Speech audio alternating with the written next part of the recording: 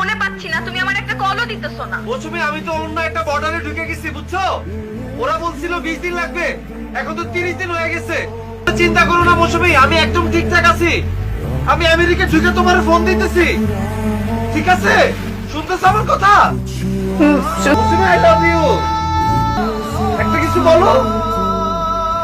I love you too. Tension করো না, আমি একদম ঠিকঠাক আছি, ঠিক আছে? রাখবো। হ্যালো ভাই, আমি ফোনে পাই না। তুই খাওয়া দাওয়া করছো ঠিকঠাক মতো? এনে কি নেটওয়ার্ক আসেনি? করছি। ঠিক আছে, আমি আমেরিকা থেকে ফোন দিন।